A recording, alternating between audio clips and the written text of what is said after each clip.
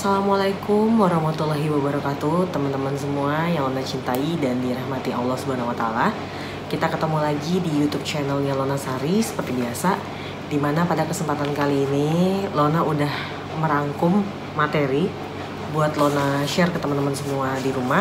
Mudah-mudahan materi yang Lona rangkum saat ini itu bisa menjawab rasa penasaran teman-teman semua tentang apa sih sholawat Nabi itu, lebih ke apa sih makna sholawat Nabi di mata para malaikat. Karena seperti yang teman-teman ketahui, Lona sambil baca materi rangkuman Lona ya, yang memang Lona niatkan untuk membacakan ke teman-teman semua di rumah dengan maksud agar teman-teman nambah lagi pengetahuannya. Mungkin beberapa dari teman-teman semua di rumah ada yang ketika menonton tayangan ini ngerasa, wah aku udah tahu nih soal ini, udah pernah denger. Itu nggak apa-apa. Tapi kalau beberapa teman-teman di rumah sana ada yang ngerasa kayak, oh gitu, ternyata seperti itu ya, itu alhamdulillah. Berarti nambah lagi pengetahuannya tentang sholawat Nabi, dan syukur-syukur bisa memotivasi teman-teman semua di rumah untuk rajin mendawamkan sholawat agar hajat teman-teman semua bisa cepat tercapai,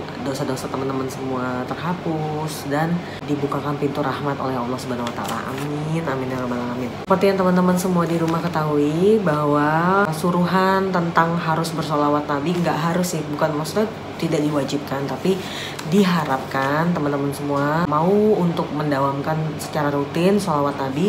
Itu sudah Allah tulis di Al-Quran surah Al-Ahzab ayat 56 yang bunyinya Lona bacain ya.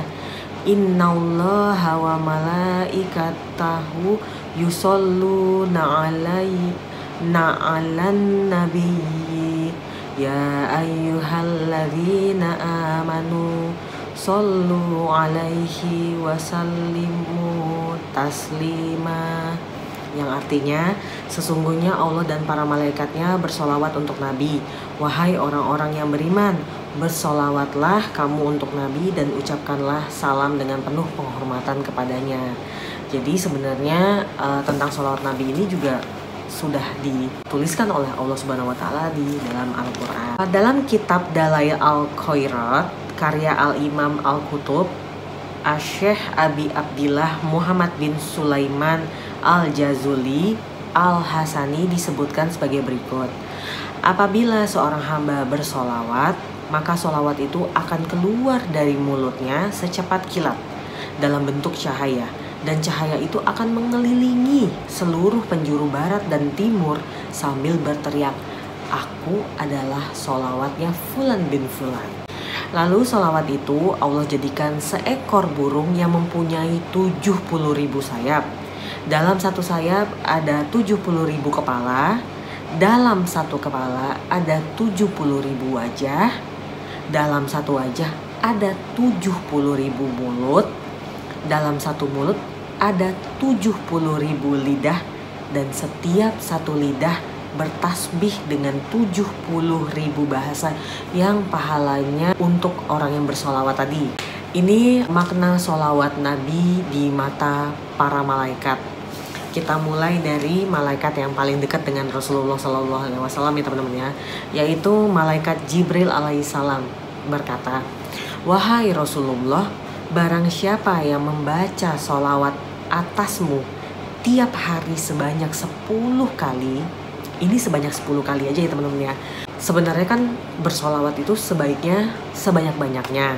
Akan tetapi janji malaikat Jibril ini adalah bila istiqomah sebanyak 10 kali aja setiap harinya, maka akan aku bimbing tangannya dan akan aku bawa melintasi titian Sirotol Mustaqim seperti kilat menyambar. Seperti yang teman-teman ketahui ya, kalau misalnya kita nonton YouTube atau dengar cerita-cerita orang tentang mati suri yang mereka udah berkesempatan untuk melihat langsung gimana sih di sana itu. Nah itu rata-rata pada nyeritain bahwa Sirotol Mustaqim itu sangat tipis. Jalan itu benar-benar tipis seperti sehelai rambut, bahkan lebih tipis lagi. Nah itu kalau bisa melewatinya atau tidaknya itu tergantung dengan amal ibadah si umat Nabi Muhammad sendiri semasa hidupnya gitu loh. Kalau kita suka berbuat yang dilarang oleh Allah Subhanahu wa taala, kita akan jatuh dan di bawah itu udah siap api menyambar yang siap untuk memakan tubuh kita. Akan tetapi kalau semasa hidup kita rajin beribadah kepada Allah Subhanahu wa taala, rajin menunaikan zakat, pokoknya berbuat kebaikan lah kepada orang-orang yang membutuhkan, itu akan mudah. Apalagi orang-orang yang rajin bersolawat, itu sudah dijamin gitu. Lanjut, sedangkan malaikat Mikail alaihissalam berkata, "Ya Rasulullah, mereka yang bersolawat ke atasmu akan aku beri mereka itu minuman langsung dari telagamu." Lalu malaikat Israfil alaihissalam berkata, "Mereka yang bersolawat kepadamu, aku akan sujud kepada Allah Subhanahu wa taala dan tidak akan mengangkat kepalaku sampai Allah memaafkan dia orang yang bersolawat itu." Lalu malaikat Israel alaihissalam berkata, "Bagi mereka yang bersolawat kepadaku, akan aku cabut ruh mereka selembut-lembutnya, seperti aku mencabut ruh para nabi." Dalam kitab Al-Mustadrak Syekh An-Nuri jilid 5 ayat 355, hadis ke-72 diriwayatkan bahwa Rasulullah SAW bersabda, "Di saat aku tiba di langit di malam Isra Miraj, aku melihat satu malaikat dengan memiliki 1000 tangan, yang di setiap tangannya ada 1000 jari. Aku melihat dia menghitung jarinya satu persatu. Aku bertanya kepada Jibril alaihissalam, pendampingku, siapa gerangan malaikat itu dan apa tugasnya?" Jibril berkata, "Sesungguhnya dia adalah malaikat yang diberi tugas untuk menghitung setiap tetesan air hujan yang turun dari langit ke bumi." Rasulullah SAW bertanya kepada malaikat tadi, "Apakah kamu tahu berapa bilangan tetesan air hujan yang turun dari langit ke bumi sejak diciptakannya Nabi Adam alaihissalam?" Malaikat itu pun berkata, "Wahai Rasulullah SAW, demi yang telah mengutusmu dengan hak kebenaran, sesungguhnya aku mengetahui semua jumlah tetesan air hujan yang turun dari langit ke bumi sejak Nabi Adam alaihissalam diciptakan sampai sekarang ini. Begitu pula aku mengetahui jumlah setiap tetesan yang turun ke laut, ke daratan, ke hutan rimba, ke gunung-gunung, ke sawah-sawah, ke lembah-lembah, ke sungai-sungai, dan ke setiap tempat yang tidak diketahui oleh manusia." Mendengar uraian malaikat tersebut, Rasulullah SAW sangat takjub atas kemampuannya itu dalam menghitung tetesan hujan yang turun dari langit ke bumi. Kemudian malaikat tadi berkata kepada Rasulullah SAW, "Walaupun aku memiliki 1000 tangan dan 1.000.000 jari yang diberikan kepandaian untuk menghitung tetesan air hujan yang turun dari langit ke bumi, akan tetapi aku tetap memiliki kekurangan dan kelemahan, Rasulullah." Rasulullah SAW pun bertanya kepada malaikat tersebut, "Apa kekurangan dan kelemahanmu itu?"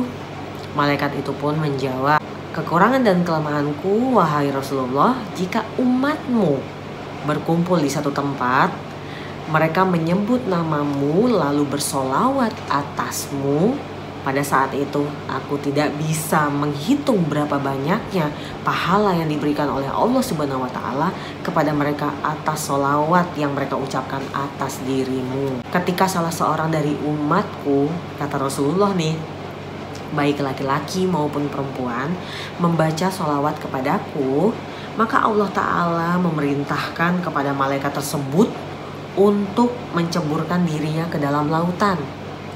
Setelah malaikat itu menceburkan dirinya ke dalam lautan, lalu dia naik lagi ke daratan, otomatis sayapnya akan basah dan menurunkan tetesan-tetesan demi tetesan kan.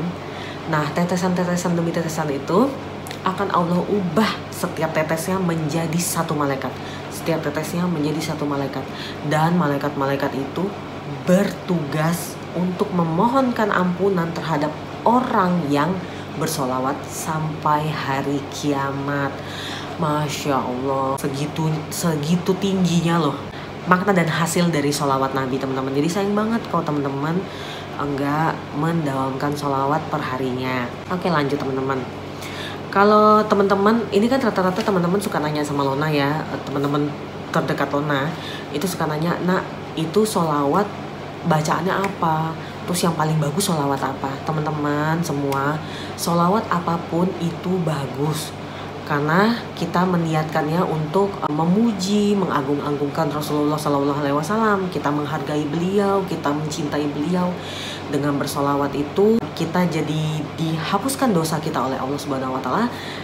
Sekali dihapuskan dan kali itu pula diberikan rahmat untuk pengganti hapusan dosa tadi. Dan apapun sholawatnya itu bagus. Mau teman-teman nariyah, mau munjiat, mau jibril yang paling singkat, mau saratun nukut, mau sholawat nur, bebas, semua bagus. Yang membedakan adalah istiqomahnya.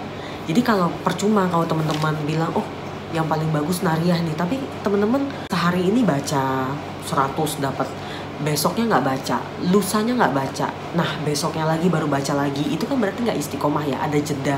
Nah itu yang membuat tidak bagus, maksudnya hasilnya jadi tidak signifikan. Seperti teman-teman kalau minum obat gimana sih, satu hari ini minum, nanti besoknya enggak, terus nanti hari keempatnya baru iya lagi, kan jadi nggak, hasilnya tuh jadi tidak maksimal gitu teman-teman. Jadi apapun sholawat yang paling teman-teman suka, yang paling memudahkan teman-teman, itu teman-teman baca, yang penting istiqomah dan kalau bisa sebanyak-banyaknya. Dan yang paling penting lagi ya, kalau bisa bacanya setiap habis sholat itu wajib ya teman-teman, supaya doanya teman-teman tuh sampai ke Allah Subhanahu Wa Taala dan dikabulkan. Nah tapi kalau teman-teman tetap pengen tahu nih apa sholawat yang Lona bacakan tiap hari, itu ada 3. Yang pertama itu sholawat nur. Kenapa sholawat nur Lon, dan apa sholawat nur itu? Sholawat nur itu dari Habib Umar bin Hafid, langsung dari Nabi Muhammad SAW-nya langsung. Jadi kisahnya begini teman-teman. Habib Alwi bin Abdullah Al-Aidrus dari Yaman, ini muridnya ya, pernah hadir di majelis Rasulullah di Jawa Timur dan sempat memberikan sedikit tausiah kepada para jemaah dengan dibantu oleh Habib Idrus bin Muhammad Al-Aidrus sebagai penerjemahnya. Habib Alwi ini berkata pada para jemaah terkait ijazah soal sholawat nur itu tadi. Jadi saya kan mengijazahkan kepada kalian sebagaimana yang telah diijazahkan oleh guru saya, yaitu Habib Umar bin Hafiz, yang mana Habib Umar langsung mendapatkannya dari Nabi Muhammad SAW. Dikisahkan oleh Habib Alwi ini, di saat Habib Umar berada di Masjid Surur Hadromaut Tarim di Yaman, ketika asrokol di sana, Nabi Muhammad masuk bersama Habib Ali bin Muhammad Al-Habsyi, Sohibul Maulid. Lalu Nabi Muhammad SAW dan Habib Ali menghampiri Habib Umar.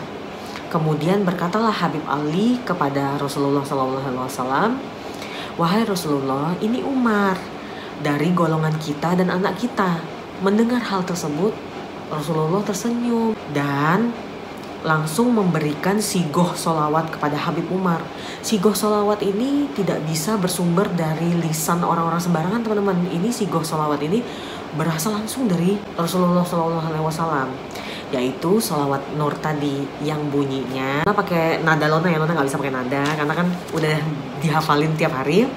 Allahumma sholli wa sallim ala sayyidina Muhammadin nuri kasari wa madadikal jari wa jema'ni bihi fi kulli atawari wa ala alihi wa sahbihi ya nur, yang artinya, ya Allah, limpahkanlah sholawat serta salam kepada baginda Nabi Muhammad SAW, sang cahayamu yang selalu bersinar, pemberianmu yang tak kunjung putus, dan kumpulkanlah aku bersama Rasulullah di setiap zaman, serta sholawat untuk para keluarganya dan para sahabatnya, wahai sang cahaya. Lanjut Habib Alwi berkata, maka ini saya ijazahkan kepada kalian sebagaimana yang telah diijazahkan oleh guru kita Habib Umar bin Hafid untuk memperbanyak membaca sholawat ini. Namun dari sumber lain dikatakan bahwa sholawat ini sebaiknya dibacakan sebanyak 10 kali setiap kalian selesai sholat fardu, dan 10 kali setiap mau tidur, dan 1 kali setiap jarak antara azan dan iqomah. Ya, Jadi kenapa Lona sangat suka dengan sholawat Nur, itu menjadi sholawat yang paling penting untuk tiap hari Lona bacakan, karena ini sholawat sumbernya langsung dari Nabi Muhammad SAW, teman-teman. Kita lanjut ke sholawat Lona yang kedua, yaitu sholawat Jibril. Nah, ini kayaknya udah gak asing lagi nih bagi teman-teman. Sholawat Jibril ini adalah sholawat yang paling singkat, paling mudah, tapi khasiatnya paling gak main-main, teman-teman. Sholawat Jibril ini bunyinya Shallallahu ala Muhammad. Ini merupakan sholawat dari malaikat Jibril sebagai yang terdekat dengan Rasulullah SAW, yang artinya semoga Allah Subhanahu Wa Taala selalu melimpahkan sholawat kehadirat beliau Nabi Muhammad SAW. Dalam kitab Afdolus Sholawat, keutamaan dari sholawat Jibril ini sangat banyak ya teman-teman. Yaitu yang pertama, dibukakan 70 pintu rahmat. Sebagaimana dikatakan oleh Rasulullah SAW, barang siapa membaca sholawat ini, maka ia telah membuka 70 pintu rahmat untuk dirinya sendiri. Dan Allah menitipkan cintanya pada hati manusia ini, agar sehingga mereka tidak memiliki rasa benci dan marah kepada Allah, kecuali orang yang menyimpan kemunafikan di dalam hatinya. Ini sahih ya teman-teman, ini hadis riwayat Imam Sya'roni. Lalu khasiatnya adalah dicintai oleh Allah Subhanahu Wa Taala dan Rasulullah.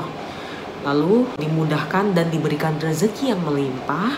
Lalu mendapatkan perlindungan dari Allah Subhanahu Wa Taala. Ini benar banget mendapatkan perlindungan dari Allah Subhanahu Wa Taala.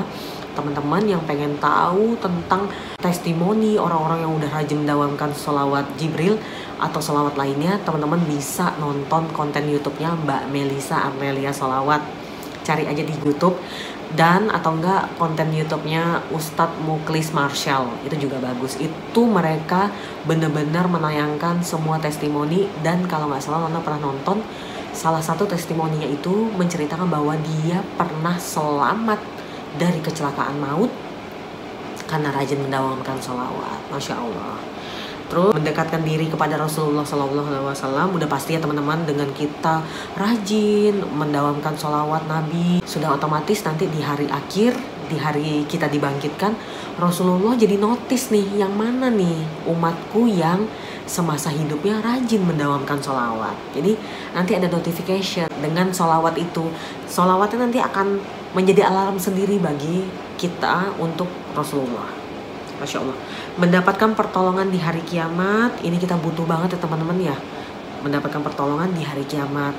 Terus melariskan dagangan dan menghapuskan keburukan. Ini menghapuskan keburukan bener sekali teman-teman.